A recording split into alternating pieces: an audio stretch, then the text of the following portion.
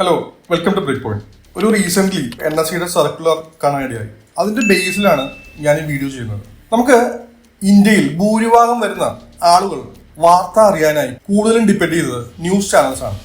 അത് നമുക്ക് ന്യൂസ് ചാനലുകളുടെ എണ്ണം കണ്ടാൽ തന്നെ മനസ്സിലാവും. നമുക്കെല്ലാം അറിയാവുന്ന ഒരു കാര്യമാണ് ന്യൂസ് ചാനലിൽ വരുന്ന വാർത്തകൾക്ക് ഒരു ഓതന്റിസിറ്റി ഉണ്ടാവുന്നത്. അത് ചിലപ്പോൾ മറിച്ചു ആവാം. അപ്പോൾ ഈ സ്റ്റോക്കുകളുടെ ബൈ ചെയ്യാനുള്ള സജഷൻസ്, ടിപ്സ് പോലെ ന്യൂസ് ചാനൽ വന്നാൽ എങ്ങനെയിരിക്കും? എല്ലാവരും പോയി വാങ്ങിക്കും അല്ലേ? അപ്പോൾ നിങ്ങളും അങ്ങനെ ഒരു ന്യൂസ് അറിഞ്ഞാൽ നിങ്ങൾ കുറച്ച് വാങ്ങിയിട്ട് കൂട്ടുകാരോടും ചിലപ്പോൾ കുറച്ച് വാങ്ങിക്കാൻ പറയും. അവർക്കും ഒരു സഹായമാവുമല്ലോ. നമുക്ക് എല്ലാവർക്കും അറിയില്ല എന്താണ് സെബി എന്ന്. അപ്പോൾ സെബിയുടെ ഒരു റൂൾ പ്രകാരം വെറുതെ ഒരാൾക്ക് TV കയറി അതുപോലെ ഒരു റെക്കമെൻഡേഷൻസ് കൊടുക്കാത്തത് സാധ്യമല്ല. അത്തരത്തിലുള്ള ഒരു എൻറ്റിറ്റിയോ അല്ലെങ്കിൽ ഒരു വ്യക്തിയോ ഒരു റിസർച്ച് അനലിസ്റ്റ് ആയിരിക്കണം. എന്നാൽ മാത്രമേ അവർക്ക് TV പോലെയുള്ള ഒരു പബ്ലിക് ആയിട്ടുള്ള ഒരു മീഡിയയിൽ കയറിയിട്ട് ഇതുപോലെ റെക്കമെൻഡേഷൻസ് കൊടുക്കാൻ പറ്റുള്ളൂ.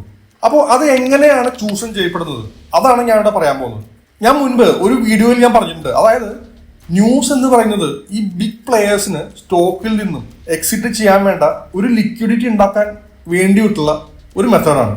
അപ്പോൾ നിങ്ങൾ മനസ്സിലാക്കണം എന്താണ് ലിക്വിഡിറ്റി എന്നത്. അപ്പോൾ ലിക്വിഡിറ്റി എന്താണെന്ന് പറയുന്നതിന് മുമ്പ് എങ്ങനെയാണ് ഈ ബിഗ് പ്ലെയേഴ്സ് എന്ന് പറയുന്ന ആൾക്കാർ, അതായത് ഈ ഫോറിൻ ഇൻവെസ്റ്റേഴ്സും ഡൊമസ്റ്റിക് ഇൻവെസ്റ്റേഴ്സും, അവരെങ്ങനെയാണ് സ്റ്റോക്കുകൾ വാങ്ങുന്നത് നോക്കാം. അപ്പൊ നമ്മൾ എന്തുകൊണ്ടാണ് അവരെ ബിഗ് പ്ലെയേഴ്സ് എന്ന് വിളിക്കുന്നത് അറിയാം. അവര് ബിഗ് എമൗണ്ട് ഉള്ള ക്യാഷ് ആണ് ഒരു സ്റ്റോക്ക് വാങ്ങിക്കാൻ ഉപയോഗിക്കുന്നത്.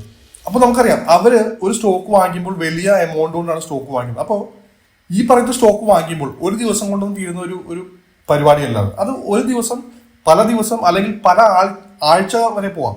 അത് എന്തുകൊണ്ട് അത്രയും ദിവസം വരുന്നു എന്ന് വെച്ചാൽ ഇവർക്ക് സ്റ്റോക്ക് വാങ്ങിക്കാനുള്ള പൈസ എന്ന് പറയുന്നത് വലിയ എമൗണ്ട് ആയതുകൊണ്ട് തന്നെ അത്രയും സ്റ്റോക്ക് ചിലപ്പോൾ മാർക്കറ്റിൽ അവൈലബിൾ ആയിരിക്കണമെന്നില്ല. അപ്പൊ ഇത്രയും വലിയൊരു ഫണ്ട് അവർ സ്റ്റോക്ക് വാങ്ങിക്കാൻ പ്ലാൻ ചെയ്യുമ്പോൾ തന്നെ അവർ ഓരോ സോൺസ് കണ്ടെത്തും. അപ്പൊ അവർ ഓരോ സോൺസ് വരുമ്പോഴും അവര് ടോട്ടൽ ക്യാപിറ്റലിന്റെ ഓരോ എമൗണ്ട് വെച്ചിട്ട് അവർ ആഡ് ചെയ്തുകൊണ്ടിരിക്കും. സോ അതുകൊണ്ട് തന്നെ ഇത്രയും ദിവസങ്ങളോ ചിലപ്പോൾ ആഴ്ചകളോ അല്ലെങ്കിൽ മാസങ്ങളോ എടുത്ത് വാങ്ങിയ സ്റ്റോക്കുകൾ ഒരിക്കലും ഒരു ദിവസം കൊണ്ടൊന്നും വിട്ടു തീർക്കാൻ പറ്റില്ല. അപ്പോൾ അതിനും വേണം അവർക്ക് കുറെ ദിവസങ്ങൾ അല്ലെങ്കിൽ ആഴ്ചകൾ. അപ്പോൾ ഇവര് ഇത്രയും പൈസക്ക് വാങ്ങിയ സ്റ്റോക്ക് ഒരു ദിവസം കൊണ്ട് നമുക്ക് എക്സിറ്റ് ചെയ്യാൻ പറ്റില്ലല്ലോ. എന്തായാലും ദിവസങ്ങളോ മാസങ്ങളോ എടുക്കുന്ന ഒരു പ്രോസസ്സാണ്. അപ്പോൾ ഇത്രയും സ്റ്റോക്കുകൾ അവർക്ക് വിൽക്കണമെങ്കിൽ ഇത് വാങ്ങിക്കാൻ ആളുകൾ വേണം.